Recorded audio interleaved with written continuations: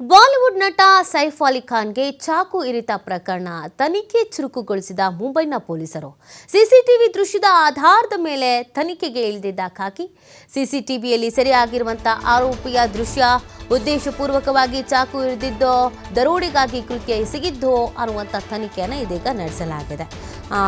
ಚಾಕು ಇರಿದಂಥ ವ್ಯಕ್ತಿ ಯಾರು, ಗುಂಪಾಗಿ ಬಂದಿದ್ರಾ, ಒಬ್ಬನೇ ಬಂದಿದ್ನಾ ಅಥವಾ ಯಾವ ಥರ ಇದ್ದ, ಈ ಎಲ್ಲ ಪ್ರಶ್ನೆಗಳಿಗಿತ್ತು. ಫೈನಲಿ ಒಂದು ವಿಡಿಯೋ ಕೂಡ ಸಿಕ್ಕಿದೆ. ಸಿಸಿಟಿವಿಯ ದೃಶ್ಯ ಸೆರೆ ಸಿಕ್ಕಿರುವಂಥದ್ದು.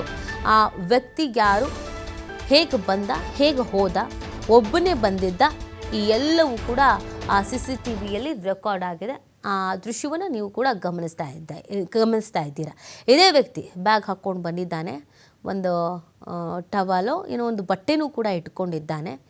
ಅವನು ಮನೆಯಿಂದ ಇಳಿದು ಹೋಗ್ತಾ ಇರುವುದನ್ನು ನೀವು ಗಮನಿಸ್ತಾ ಇದ್ದೀರಾ. ಇದೇ ವ್ಯಕ್ತಿ ಚಾಕುವಿನಿಂದ ಇರಿತ ಮಾಡಿರುವಂಥದ್ದು. ಸೈಫ್ ಅಲಿ ಖಾನ್ಗೆ ಚಾಕು ಇರಿದಂಥ ದುಷ್ಕರ್ಮಿ ಈತನೇ. ಈತ ಯಾರ ಜೊತೆಗೂ ಬಂದಿಲ್ಲ, ಒಬ್ಬನೇ ಬಂದಿರುವಂಥದ್ದು. ಬ್ಯಾಗ್ ಹಾಕ್ಕೊಂಡು ಬಂದಿದ್ದಾನೆ. ಬ್ಯಾಗ್ನಲ್ಲಿ ಬೇಕಾದಂಥ ಅಗತ್ಯ ವಸ್ತುಗಳಿದೆ ಅಂತ ಕಾಣುತ್ತೆ. ನೋಡಿ ಎಷ್ಟು ಆರಾಮಾಗಿ ಬಂದಿದ್ದಾನೆ, ಹೋಗಿದ್ದಾನೆ ಅನ್ನೋದು. ಸೊ ಇದೀಗ ಇದೇ ಮುಖಚಹರೆಯನ್ನು ಹಿಡ್ಕೊಂಡೇ ಇದೀಗ ತನಿಖೆಯನ್ನು ಚುರುಕುಗೊಳಿಸಲಾಗಿದೆ. ಈ ವಿಡಿಯೋವನ್ನು ಹಿಡಿದೇ ಪೊಲೀಸರು ತನಿಖೆಯನ್ನು ಮಾಡ್ತಾ ಇದ್ದಾರೆ. ಸಿಸಿಟಿವಿಯಲ್ಲಿ ಸೆರೆಯಾಗಿರುವ ಆರೋಪಿಯ ದೃಶ್ಯ ನೀವು ಕೂಡ ಗಮನಿಸ್ತಾ ಇದ್ದೀರ.